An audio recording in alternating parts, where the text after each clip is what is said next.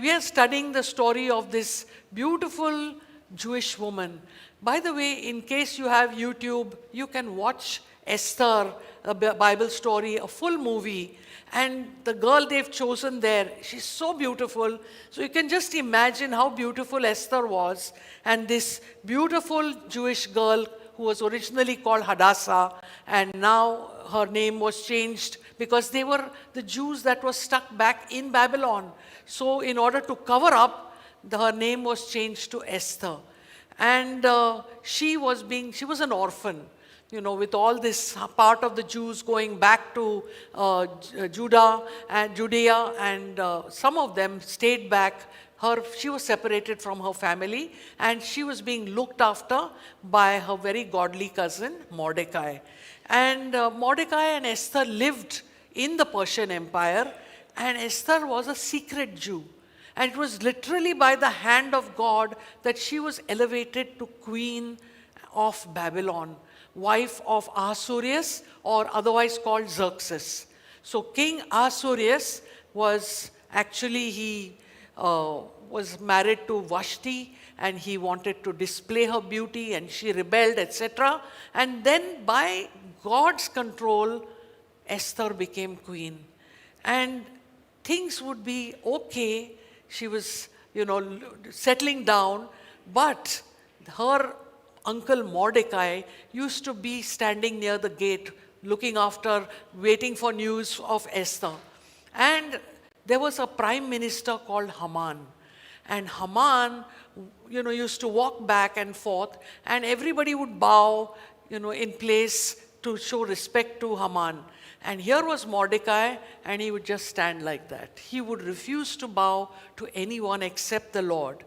And so this man, Haman, was so proud, was so arrogant, and so hard-hearted that this one man's rebellion actually prompted him to make a really wicked plan to annihilate all the Jews in the land. Women, children, men, everybody, old, young, rich, poor, everybody was to be killed. And he actually convinced King Ahasuerus to fulfill this, to stamp a decree on this particular plot. One, if you are talking about prayer, we need to elevate our view of prayer. So many times people say, pray for me, and we say, yes, I'm praying for you. Many times we don't even remember what we have been asked to pray for. Many times we just pray lightly. But I will tell you that prayer is not just one of the things you do, it is the main thing that you do. You need to take it so seriously because God takes our prayers very seriously, and He answers our prayers.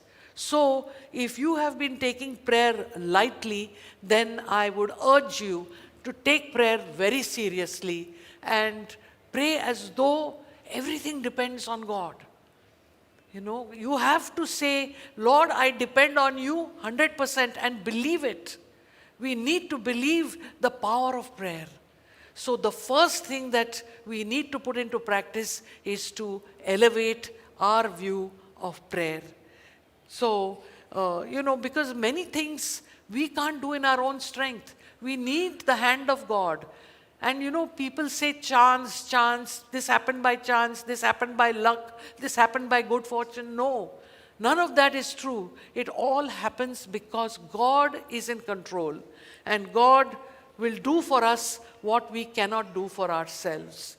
And the second thing that we need to remember is that pride is very destructive. You have to recognize the destructive nature of pride. What was Haman doing? He was boasting. He just didn't know what it was to be humble.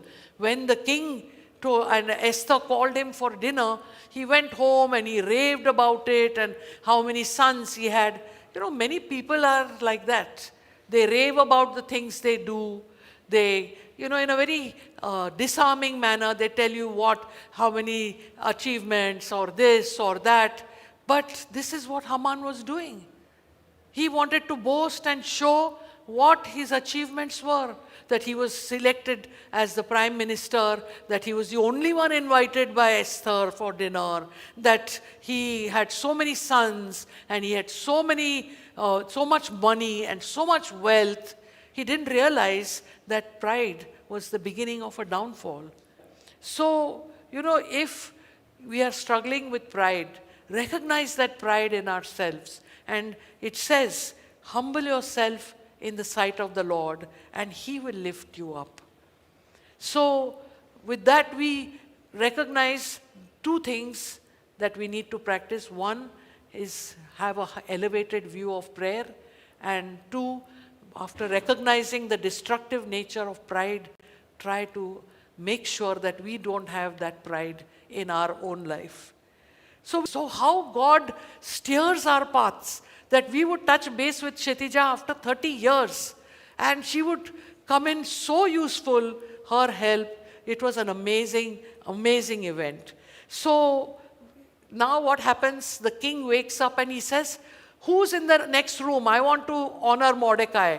And guess who's in the next room? Haman has come to tell him to hang Mordecai. So he says, call Mordecai inside. Call Haman inside. So Haman comes in and he says, what should be done to honor somebody that the king wants to honor? So Haman thinks, oh, who else would he want to honor? He wants to honor me. So he says, oh, get him the king's horse and put on the king's robe and put the king's crown on his head and then parade him. Let the most noble official parade this man around the town, saying, this is the way the king honors the man. And he says, now go and, the king said, go and do this to Mordecai. Go and put on the robes, put him on a horseback, parade him around the town. Don't miss out any of the things that have been said. So Haman is humiliated. Now he's walking with the horse and Mordecai is on the horse and being paraded around the town.